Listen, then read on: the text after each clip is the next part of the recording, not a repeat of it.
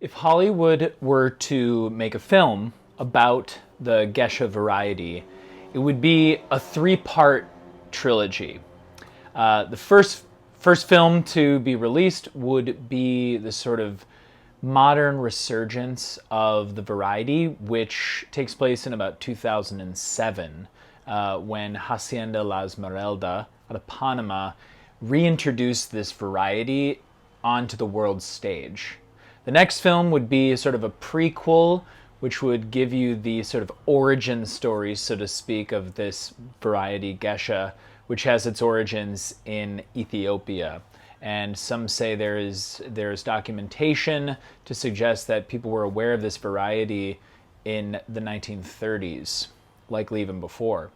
Then the final film would be the sort of modern day, the today current contemporary explosion of not only the Gesha variety and its prominence around the specialty industry, but also the discovery and focus on other unique special premium single varieties, a focus on single varieties itself, as well as certain processing experimentation.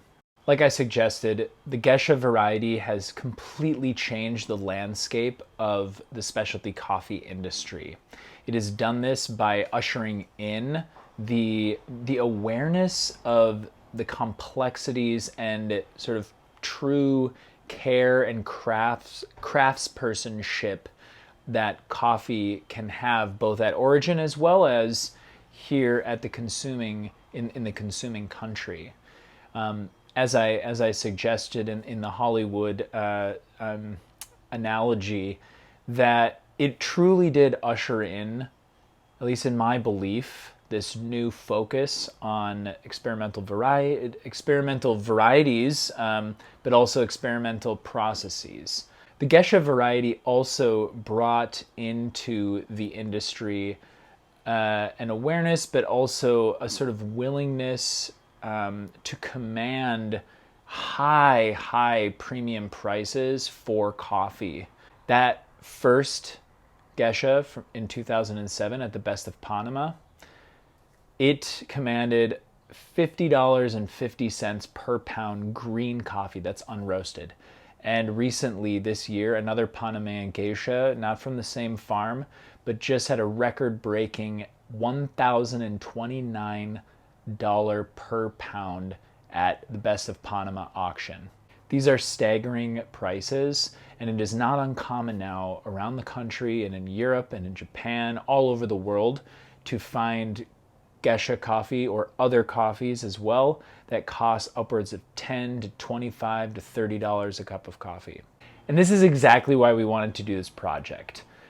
We work directly with our farming partner, Nicolas Ocampo Maya, down in Valle del Cauca region in Colombia at their farm Finca La Julia, to produce this Gesha variety, which is done also in an experimental process called red honey. So the reason we did this project is to kind of answer this question of what does a $10 cup of coffee cost? Not only why from a taste perspective, but from a cost perspective. And the undertone of this question is it worth it?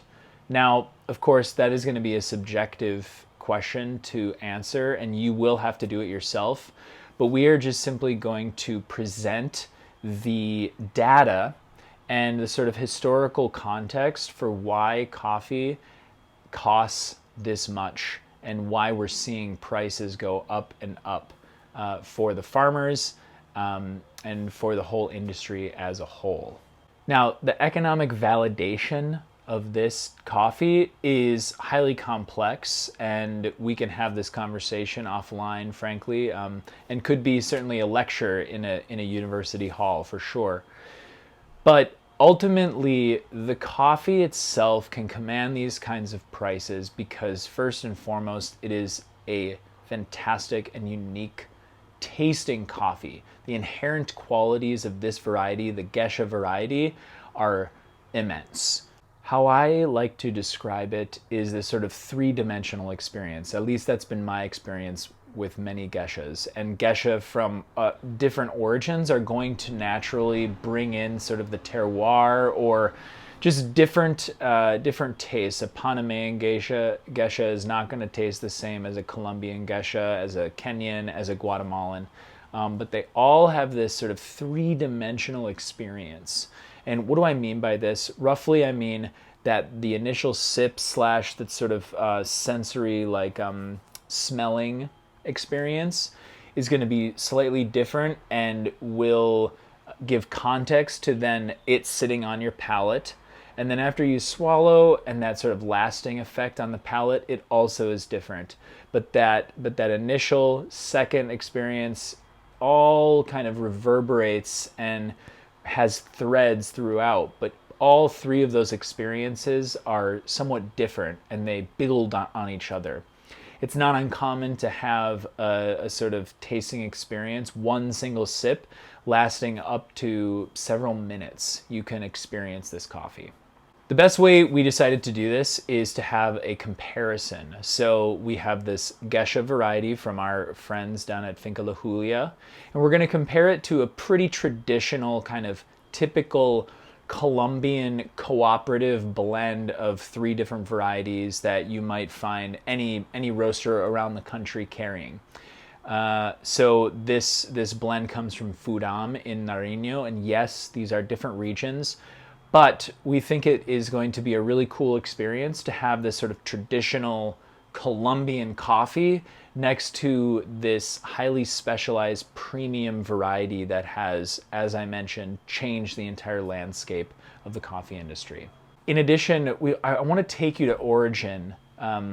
This isn't in Colombia, but I did visit some farms down in Guatemala, and my friend Ana Sofia and her colleagues at Carabela Coffee brought me and some other roasting colleagues around the growing regions of western Guatemala.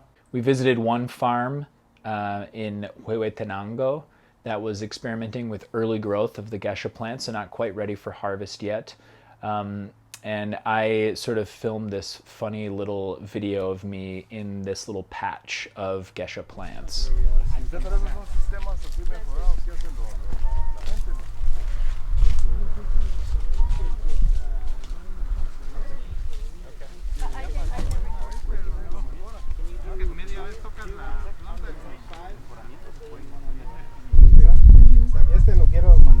He wants to manage a bit different geisha and add more shade, and have like more like a small forest for the geisha.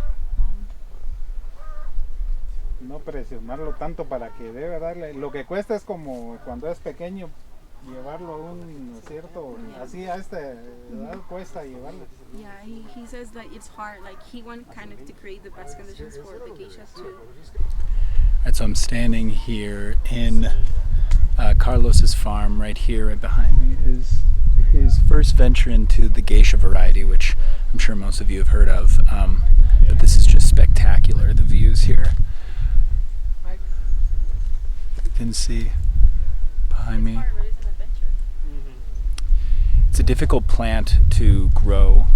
It's sort of finicky, I guess. There's a lot of particulars there, but it's also quite expensive. He can get a pacamara or another variety such as that for 15 to 30 cents a tree, a plant.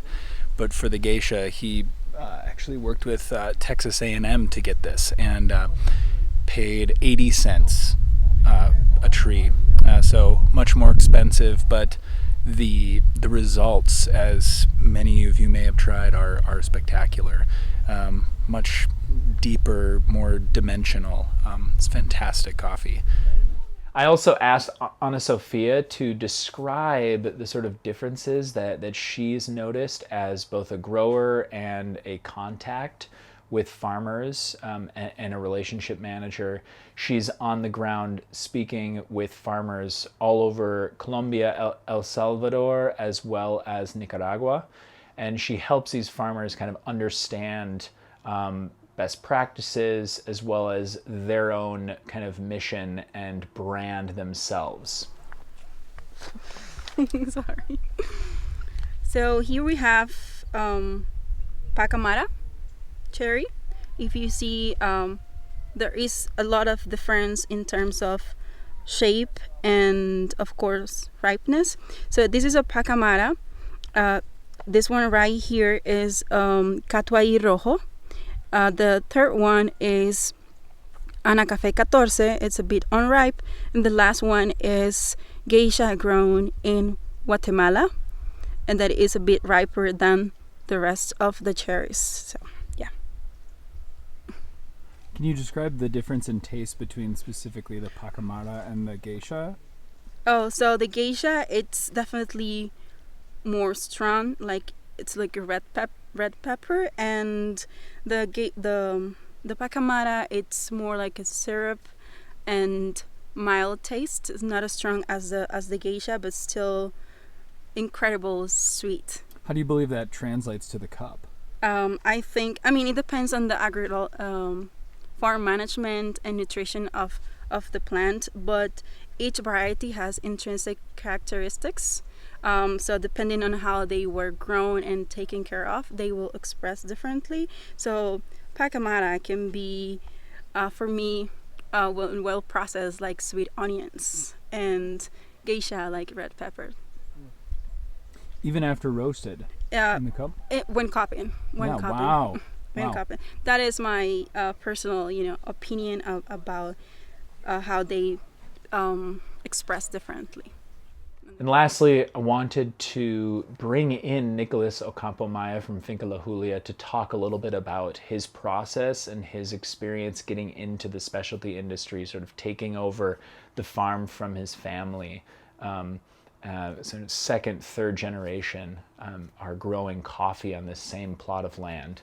Basically, I'm just wondering if you could reflect on the idea of why it's important to highlight different varieties, or what have you noticed are differences that you enjoy seeing from one variety to the next?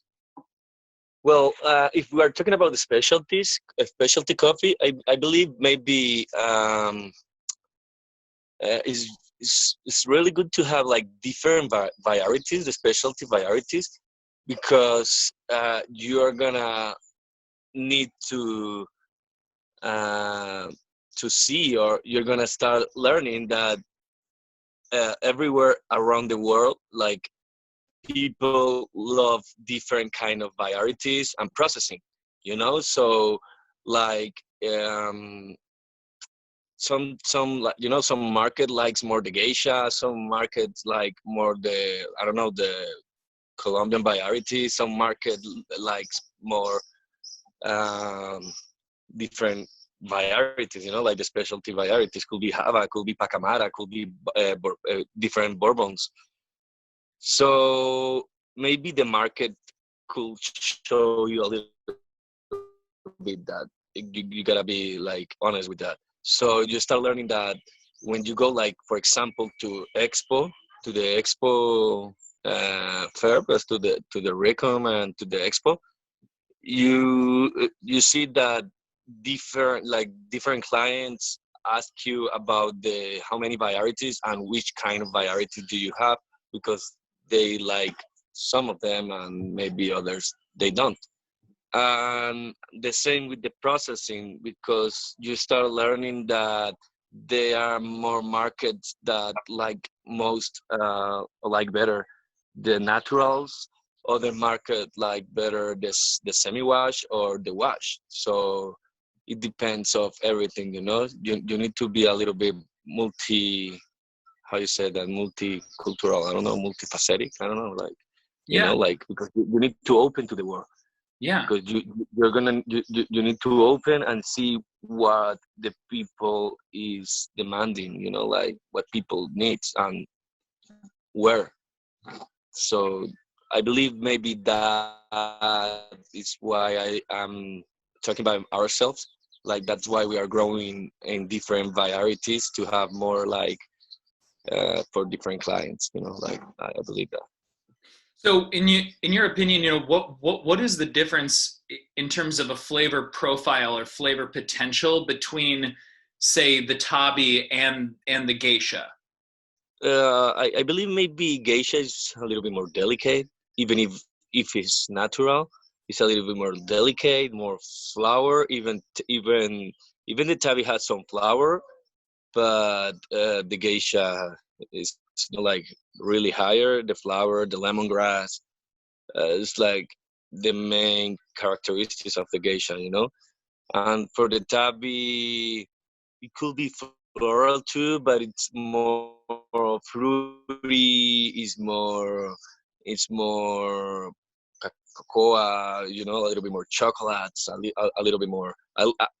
For example, I prefer tabi than geisha. I love more drinking tabi for me than geisha, you know. But that obviously are gonna say that, like, man, you're crazy. Geisha's better, but well, not for me, you know, like. So I believe geisha is more delicate. That's it, you know, like that, and a lot of people likes that, but I prefer tabi for myself. I hope you'll all join us in this project, the Gesha Project. Very excited to bring this comparison and help us explore what it means to taste a premium cup of coffee and why. Why the cost, why the experience, why the taste, and why it differs from other things, and why and how it may actually bring a new appreciation to other types of coffee. Gesha is not the only premium coffee out there, and it may actually allow us to shed new light and bring new perspective to coffees we may have seen as typical or traditional. Thank you, and really hope you join us.